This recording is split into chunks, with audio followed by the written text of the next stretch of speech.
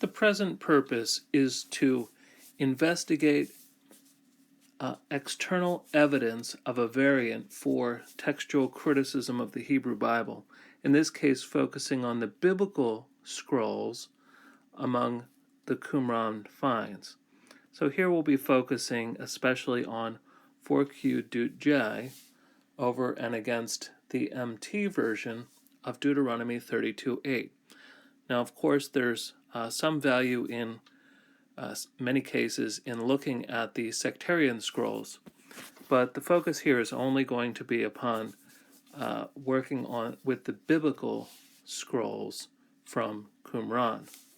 And in this case, what we're working against is in the Masoretic tradition of Deuteronomy 32, the Song of Moses, there's an account of when the Most High divided up the nations, and presumably this refers to what we call Genesis chapter 11, and here it is said that he divided them up according to the number of the sons of Israel.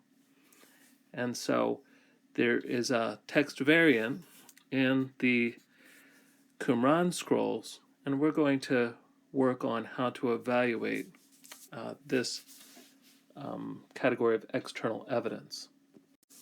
A large number of the biblical Dead Sea Scrolls are available now online in high definition format. It's very worthwhile to take a look at these.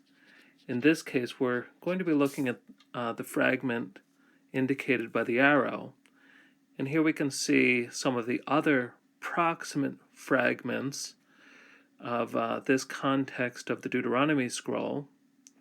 It's very fragmentary, but as you can see, all the letters can be clearly read. So one of the other important corroborating fragments in this case is the fragment to Deuteronomy 32:43, which offers sort of a similar textual variant, but that'll have to be investigated separately. And here's a close-up of the fragment in question. And here we can see that this fragment reads, "Sons of Elohim." And of interest is the plene spelling of Elohim using a vav. Now, you can hopefully see here, this is actually two fragments that have been put together. And you can see the tear between them. So originally, only the larger fragment was in view. So in the early 1950s, it was thought that the Qumran text read, "Sons of El," and this sort of confirmed one of the possibilities suggested by the Biblia Hebraica tradition. However, by the late 1950s, this other fragment was pieced together with it. You can see sort of the dividing line there. And so this other fragment showed that, in fact, it used the more familiar name of Israel's God. So this was not to be confused with El, the Canaanite deity, but rather this was a witness in Qumran text to B'nai Elohim. A game-changing publication for study of external witnesses to the scriptures is the publication of the biblical Qumran scrolls, which provides in a very relatively user-friendly format all of the Qumran biblical scrolls. In this case, this is an example of the text of Deuteronomy 32, 7 and 8, the fragments for that. What we can see is the text is laid out, sort of showing how it fits within the scroll lines, even mentioning the bottom margin here, very helpful for use. In addition, there's an apparatus, and most of the apparatus abbreviations follow the Biblia Hebraica or the critical edition of the Septuagint. So it's kind of familiar territory in many respects. We'll take a look at this. Like the apparatus in BHQ, this edition puts the words in the apparatus that are of focus, in this case, B'nai Elohim. Then the apparatus begins by listing this particular witness, 4Q and then lists the other witnesses that agree with it. In this case, only the critical version of the Septuagint, the Göttingen edition, and that reads Huion Theou. So it's again a good practice to put in straightforward English in our studies an interpretation or decoding of the apparatus. So in this case, this fragment agrees with the Göttingen edition of the Septuagint, which reads Huion Theou. So the thought there is that the Vorlage of the Septuagintal translator must have been the same as this, namely, sons of Elohim. And then there's a parenthetical note here, and this means that we need to also compare later Septuagintal variants, which instead of having bene, have angleon. And specifically, this can be found in several codexes like Alexandrius, Vaticanus, as well as various other Septuagintal readings. Now, then there's a alternate tradition.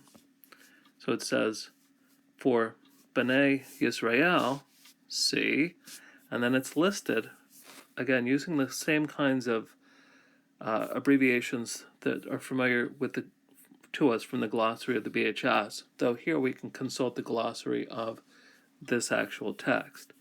So that is, there's the opposing reading, Sons of Israel, in the Masoretic text, in the Samaritan Pentateuch, the Targum, Peshitta, and the Vulgate. At the bottom of the page, I've just included the Biblical Qumran Scrolls publication to compare to another helpful and very affordable publication.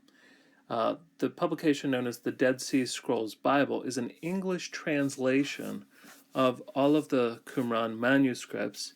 And so here you can see the translation of Deuteronomy 32:8 ends with children of God.